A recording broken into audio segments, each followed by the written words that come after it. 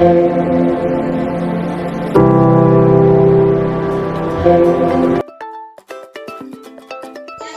investigation of chronicled Caucasian is the subject of Prologue to Philippine Historiography. The first book distributed in quite a while was Doctrina Christiana. As I finished perusing the Prologue to Philippine Historiography, I perceived that numerous people had experienced in the previous year because of the horrendous World War II, while different Filipinos have been portrayed as heartless, brutal, savage, and triumphant because of their assault on Christian urban areas. All things considered, I can see myself through their eyes since I haven't had similar encounter as they have. In conclusion, many issues that happen during historiography that we experience within the following: social issue, danger, provocation, media opportunity, and the pandemic. Political issue.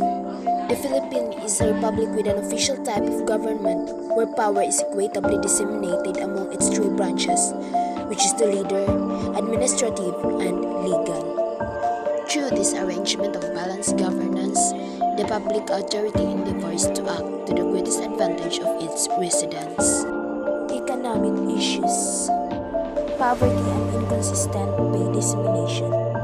The historical backdrop of the Philippine Island portrays the connection between the Philippines and their locals as well as their artifact, costume, and organization, both during their agnotism and afterwards success by the Spaniards.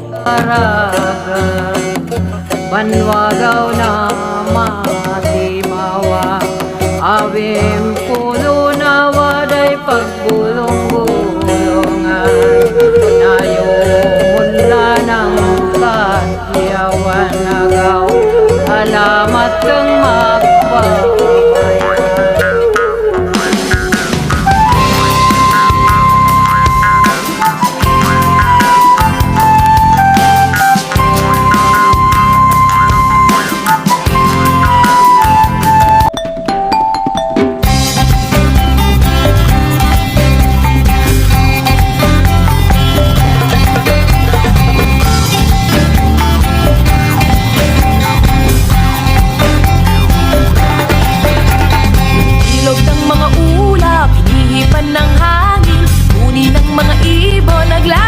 Sa himpapawid, kay sarap mabuhay sa ilalim ng nag-iisang mundong makulay. On issues of religion, individual acted more severely and aimlessly than in some other region. They will not have the option to track down a support or a strong groundwork for their conviction in the event that God is absent. At last, there are a few convictions that they have that we hold today. One part of their marriage, as well as our own qualities, is worth focusing on. With regards to marriage, we've seen certain individuals who had a business do what we call orchestra marriage. The Mananggol jar was the phenomenal representation of the Filipino individual's innovativeness and imagination.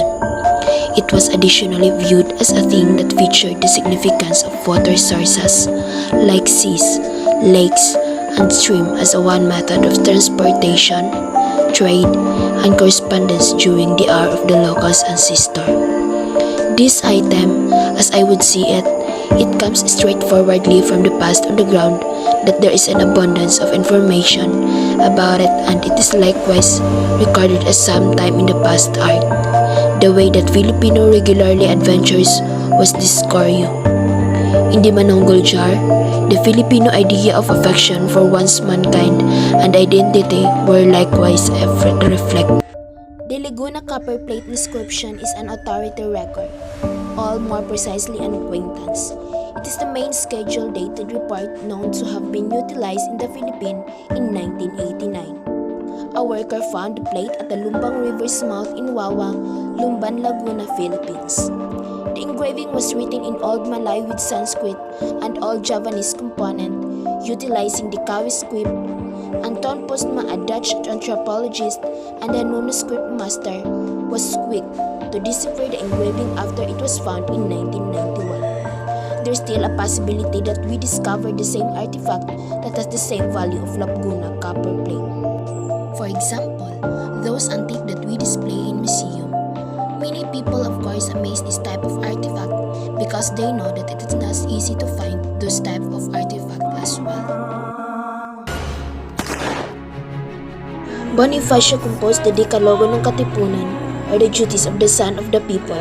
Kataas-taas ang kagalang-galang katipunan ng mga anak ng bayan, or KKK, otherwise called Katipunan, was accepted to be the authority lesson.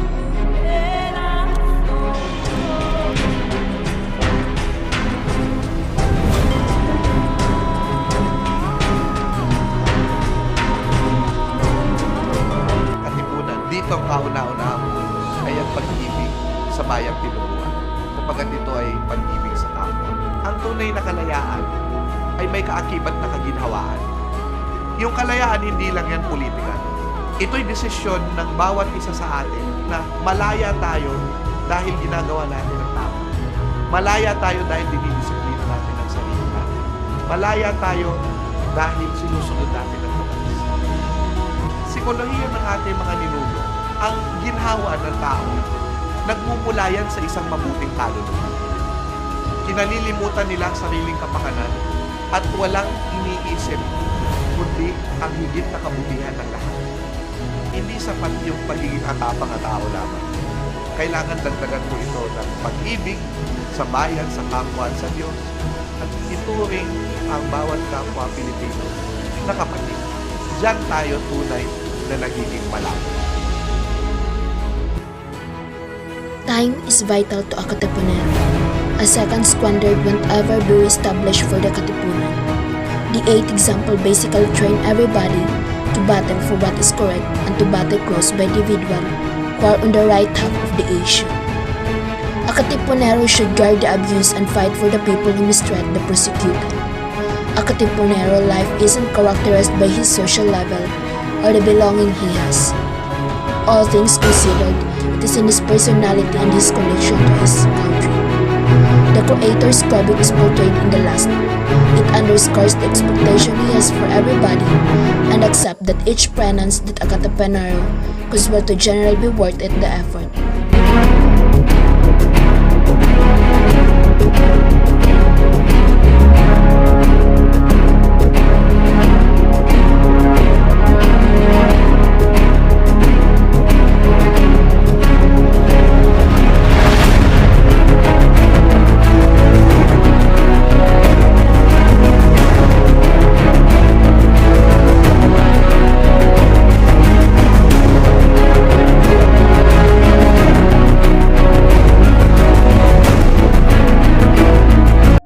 Indicated by Maragta's renowned awe-inspiring adventure, there was once a legendary legitimate code known as the Code of Kalansiaw. It was called after Dato Kalansiaw, the putative creator, who purportedly wrote it in 1433. Despite the fact that there's so many controversy about the Code of Kalansiaw, still, William Henry Scott asked for his postulation and by social occasion the information, and to demonstrate that the Code of Kalansiaw is likewise a piece of Philippine history. He looked at the historical backdrop of the Philippines before the appearance of the Spaniard. One of the main essential wellspring of Philippine history is Fray Juan de Placenia, the custom of the Tagalog. It examined the day-to-day routine of wealthy Filipinos, their political framework, their social standing, and their customs and conviction. Regardless of the way that we have regulation safeguarding basic liberties, we can't reject that those with a higher economic well-being appreciate basically every one of the advantages of carrying a blissful life, while those in lower societal position endeavor to advance their circumstances. Before the Spaniards showed up, we had been battling, wedding, and exchanging with them for a long time. It's like how Enrique Magellan's Malay slave would depict the Spaniard practices after Magellan carried him to Spain.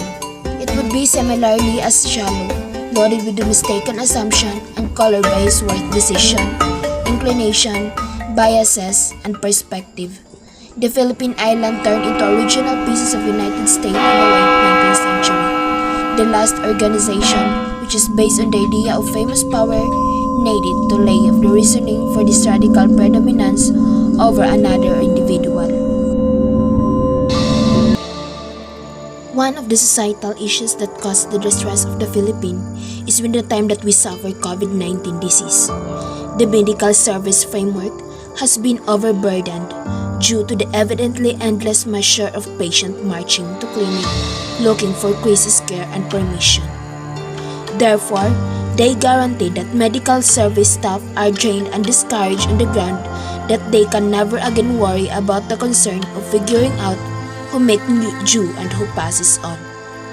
All around the world, however, frontliners might in any case experience the ill effect of post-horrible pressure issue, sorrow, and substance use problem in the midst of the pandemic. And then, even before the COVID-19 pandemic, well-being laborers have proactively been encountered shift exhaustion. The Decalogue manages liabilities, though the Cartilla is worried about the core values and illustration. Might have seen, like the Katipunan embraced the Cartilla sincerely in light of the fact that it is more discussed than the Decalogue. We accept, may assume a critical part in present-day culture since it shows us how to battle our personality development. It means to advance harmony and solidarity in the Filipino individual heart and psyche, since by remembering those lessons, we can stay away from the struggle in our country. Cartilla teaches that everybody ought to be seen and to be treated similarly, whether or not they are poor, rich, uninformed, shrewd, dull, or pale. To wrap these things up, the COVID-19 episode could have been dealt with at some point or another if by some stroke of good luck people, especially in the government, had genuine cause and sympathy for others to help us oppose in manhandling their situation. We accept the perusing and understanding the ideas and lesson in Cartilla ng Katipunan can give answer for current culture's concern, assuming these things are underscored.